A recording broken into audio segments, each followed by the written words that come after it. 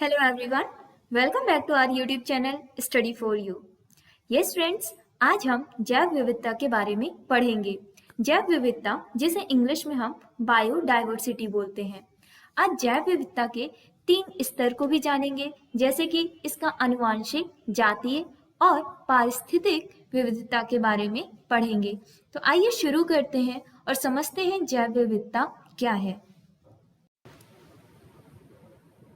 जैव विविधता फ्रेंड्स, जैव विविधता होता क्या है? जैव विविधता मतलब कि देखिए, विविधता मतलब कि ढेर सारे अलग अलग प्रकार के, ठीक है, वो जीव जो हमारी पृथ्वी में अलग अलग प्रकार के जीव जंतु पाए जाते हैं, वो सभी जैव विविधता के अंतर्गत आते हैं। जैसे कि हम देखते हैं कि हमारी प्रकृति में बहुत प्रकार के जीव होते हैं, बहुत प्रकार के पेड़ पौधे पाए जाते हैं।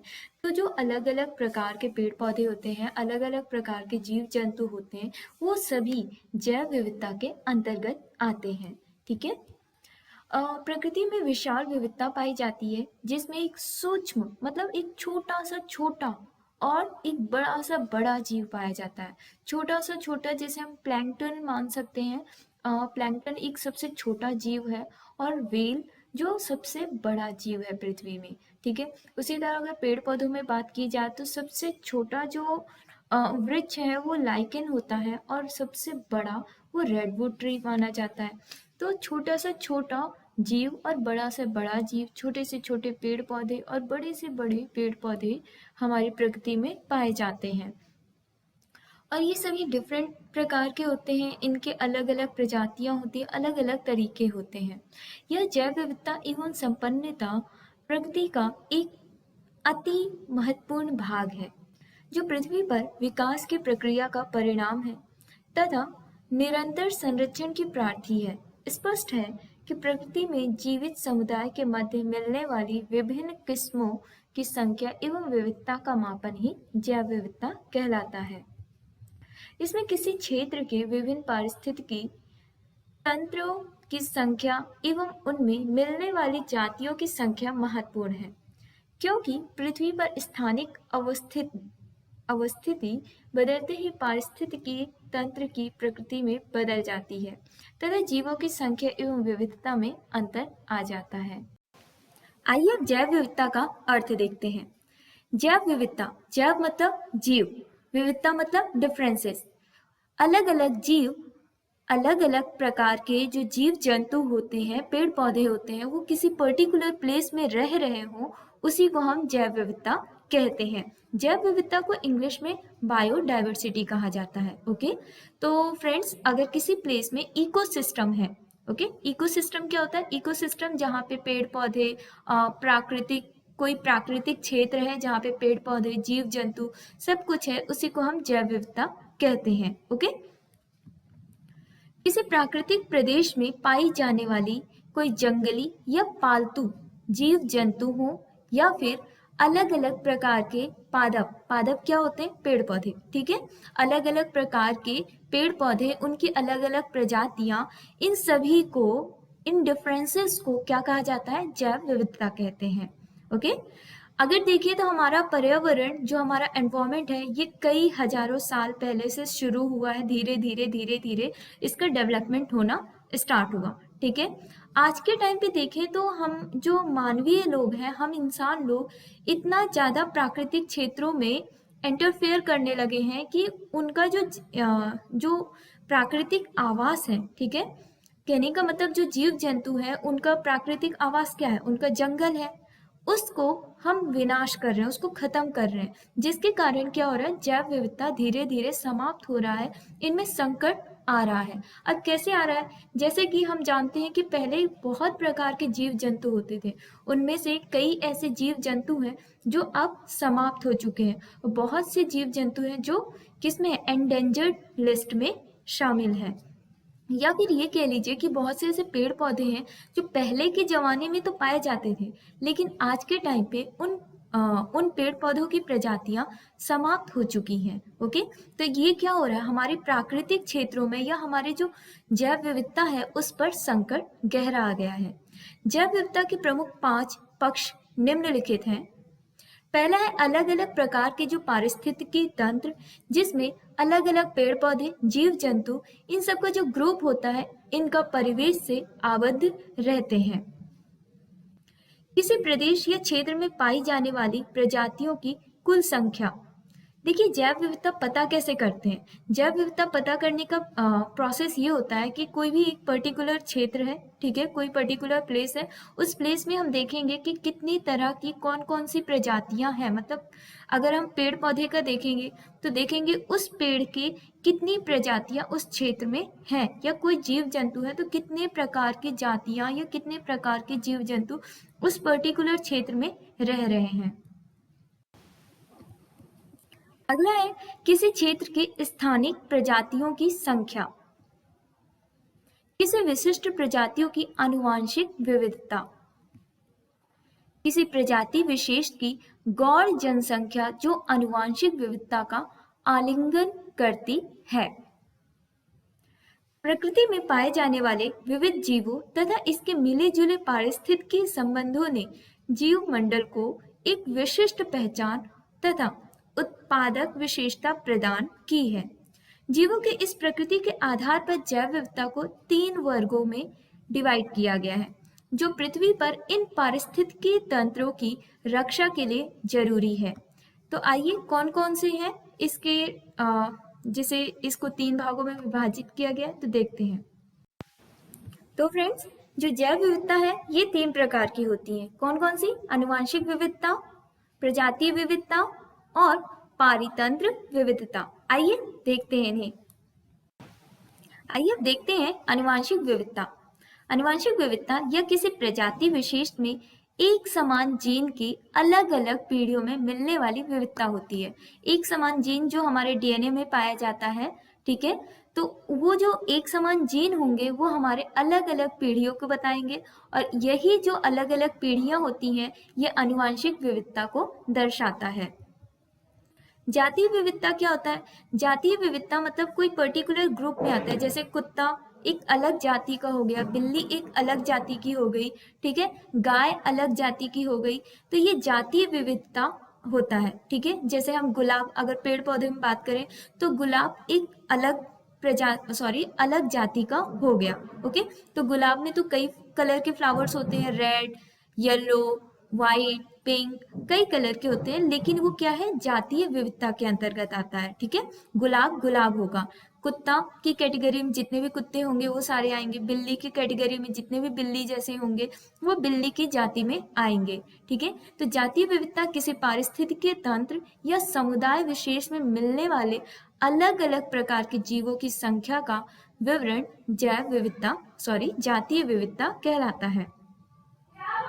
पारिस्थितिकीय विविधता या किसी जैविक समुदाय में मिलने वाली पर्याप्तता या जटिलता का आकलन या मूल्यांकन है, जिनमें नीचे संख्या, पोषण स्तर तथा उस पारिस्थितिकीय प्रक्रिया को सम्मिलित करते हैं जो खाद्य जाल के साधारण या पोषण और इसमें पदार्थों के पुनर्चक्रण के लिए ऊर्जा का आहरण करता है।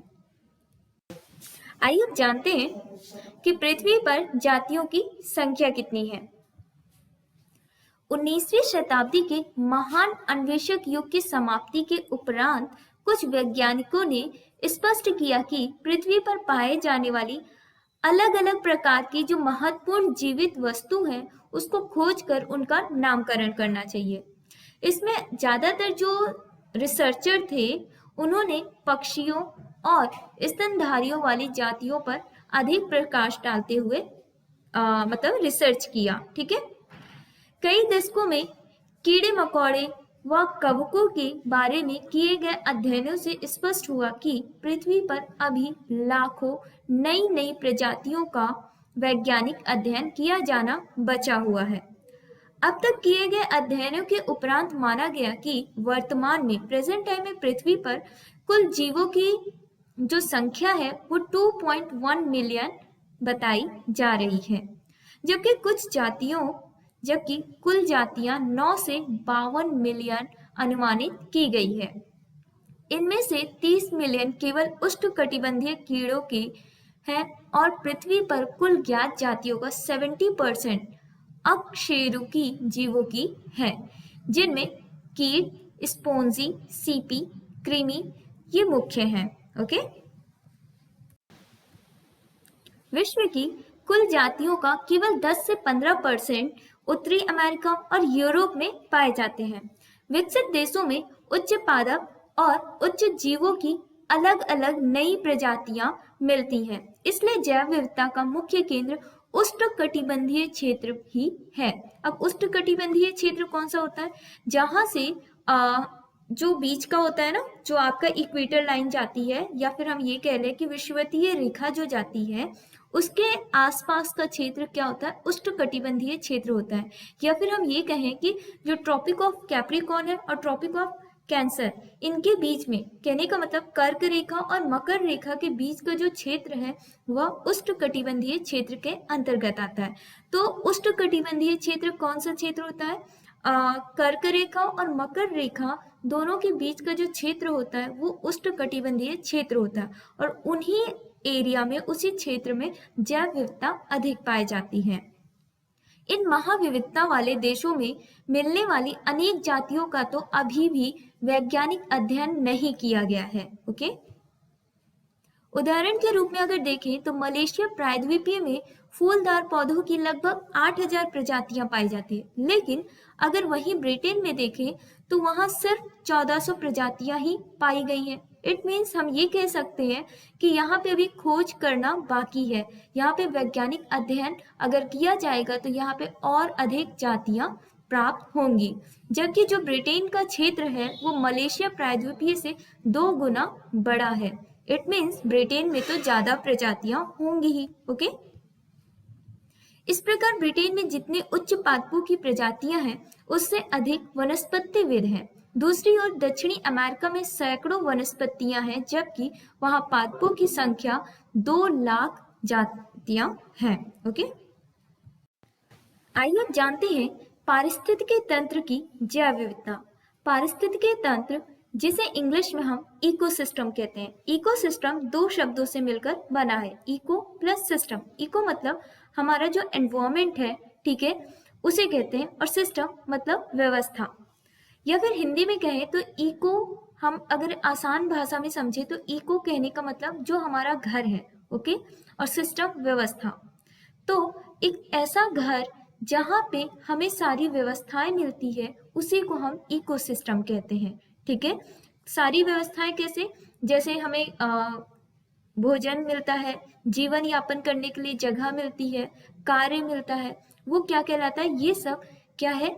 इकोसिस्टम है। कहने का मतलब एक ऐसा पर्यावरण जहाँ पे जैविक और अजैविक कारक दोनों एक दूसरे पे डिपेंड हो, उसी को हम इकोसिस्टम कहते हैं। ओके, पारिस्थितिकी तंत्र वह तंत्र है जिसमें जीवमंडल में होने वाली सभी प्रक्रियाएं शामिल होती हैं। इसमें मानव भी एक घटक के रूप में शामिल है, जो कभी परिवर्तक के रूप में कार्य करता है तो कभी रुकावट या बाधक के रूप में कार्य करता है। अपने बनावट और अपने काम के हिसाब से जीव समुदाय एवं वातावरण एक तंत्र के रूप में कार्य करता है। इसी को पारिस्थितिकी तंत्र या इकोसिस्टम कहते हैं। प्रकृति स्वयं एक विस्तृत और विशाल पारिस्थितिक तंत्र है, जिसे हम जीवमंडल या फिर बायोस्फीयर के नाम से जानते हैं। सभी जीव समुदाय और पर्यावरण के इस संबंध को पारिस्थितिक तंत्र के नाम से जानते हैं, और इस पारिस्थितिक तंत्र को सबसे पहले एजी टांसले ने 1935 में इस शब्द की खोज की। पारिस्थितिक तंत्र भौतिकी, पर्यावरण के तत्वों, संरचना, ऊर्जा एवं पदार्थों के प्रवाह आदि के आधार पर इनमें भिन्नता रहती है।